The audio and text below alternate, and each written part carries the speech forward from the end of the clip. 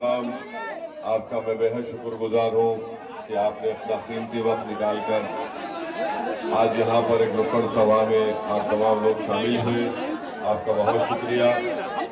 اور متھلانچل کی یہ تاریخی سرزمین پر اللہ نے مجھے آنے کا موقع دیا، آپ کے درمیان میں آنے کا، آپ سے ملاقات کرنے کا، آپ کی مجلس اتحاد المسلمین کی محبت کو دیکھنے کا، آپ کے جذبات کو محسوس کرنے کا موقع ملا.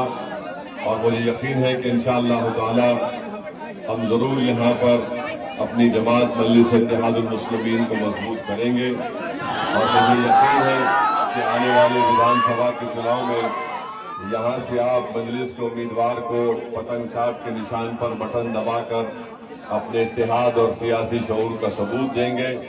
اور مجھے یقین ہے کہ آنے والے ویدھان سبھا میں ہم پوری بہار کی راجنیتی میں ایک نیا انقلاب اور ایک نئی تاریخ لکھیں گے انشاءاللہ تعالی. اور ہم یہاں پر اپنی ایک سیاسی لیڈرشپ کو بنائیں گے. یاد رکھیے، کسی قوم کے لیے، کسی سماج کے لیے 50 اور 70 سال کا ایک لمبا عرصہ کافی ہوتا ہے اس بات کو سمجھنے کے لیے، اس بات کو محسوس کرنے کے لیے کہ جب تک وہ سماج و سمودائے اپنی ایک سیاسی لیڈرشپ کو نہیں بنائے گا، ان کی تکلیف، ان کے مسائل، ان سے انصاف نہیں ہو پائے گا. بہار میں آج مسلم اقلیت کی آبادی 19% کی ہے، اور 19% آبادی اتنی بڑی آبادی ہے کہ آپ کے بغیر کوئی حکومت نہ بن سکتی ہے، نہ آپ کی آواز کے بغیر کوئی سیاسی فیصلے لیے جا سکتے ہیں. مگر ہم اپنی اس طاقت کو محسوس نہیں کر رہے ہیں. میں آپ سے یہ بولنے آیا ہوں کہ آپ صرف ووٹ ڈال کر اپنے گھر میں مت بیٹھ جائیے. آپ ایک شہری ہیں، آپ کو تمام حقوق حاصل ہونا ہے، آپ کو تمام حق آپ کو ملنا ہے جو بھارت کے سمویدھان نے ہم تمام کو دیا ہے. تو میری آپ سے گزارش ہے کہ اختر الایمان صاحب کی قیادت میں جو بہار میں مسلم اقلیت اور مظلوم عوام کی انصاف کی لڑائی لڑی جا رہی ہے، اس میں آپ کے ساتھ کی ضرورت ہے، آپ کی ووٹ کی ضرورت ہے. اور آپ تمام نوجوانوں کو یہ پیغام دینے آیا ہوں کہ دیکھیے، لڑائی آپ کے لیے ہے. آنے والا مستقبل نوجوانوں آپ کا ہے. بہار میں 60% آبادی، قریب 60% آبادی 25 سال سے کم عمر نوجوان لڑکے اور لڑکیوں پر مشتمل ہے. میں بزرگوں سے گزارش اور اپیل کر رہا ہوں کہ آپ جب ووٹ ڈالنے جائیں گے تو اپنے نوجوانوں کے چہروں کو دیکھیے، ان کی حالات پر غور کریے. آپ ان کو دیکھ کر پتنگ چھاپ کے نشان پر ووٹ ڈال کر اپنی پارٹی کو، اپنے اتحاد کو کامیاب کریے. برسوں آپ نے مختلف سیاسی نیتاؤں کو، سیاسی پارٹیوں کو آپ نے ووٹ دیا. ہم کو کیا ملا سوائے ووٹ ڈال کر آ کر گھر میں سو جانا، اور اس کے بعد ہماری تکالیف میں کوئی کمی نہیں ہوتی ہے.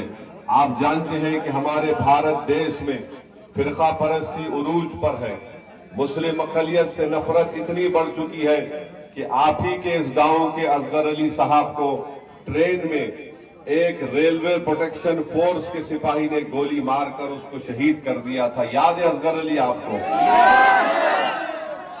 آپ بتائیے، ٹرین میں اس کو مار دیا گیا، کیا غلطی تھی اس کی؟ کوئی غلطی نہیں تھی. صرف غلطی یہی تھی کہ وہ مسلم اقلیت سے تعلق رکھتا تھا. مجلس یہ چاہتی ہے کہ ہم کو انصاف ملے. ہم نہیں چاہتے کہ آپ ان نفرت پھیلانے والی طاقتوں کا ساتھ دیں. آپ انصاف کے لیے ووٹ دیں، اپنے روشن مستقبل کے لیے ووٹ دیں، تاکہ مجلس کی آواز بہار کی ویدھان سبھا میں گونجے. آپ کو انصاف ملے، ہمارے نوجوان بچے اور بچیوں کا مستقبل اچھا ہو سکے.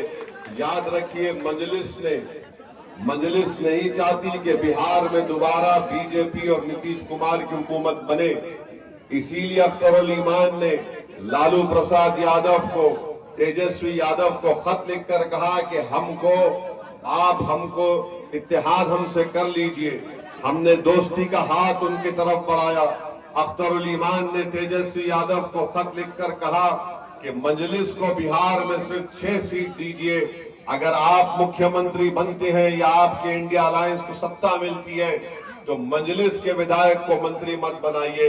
आप सिर्फ बीजेपी की फिरका परस्ती को रोकिए, यहां पर इंसाफ करिए 19% आबादी से। अगर इसके बावजूद भी तेजस्वी और लालू प्रसाद और उनके खानदान के लोग हमारी इस दोस्ती की पेशकश को कबूल नहीं करते और दोबारा अगर खुदा ना खास्ता मोदी का आदमी यहां पर मुख्यमंत्री बनेगा तो आपको मालूम हो जाएगा कि कौन मोदी को बिहार में आने से रोक रहा था और कौन मोदी को बिहार में कामयाब करना चाहता था।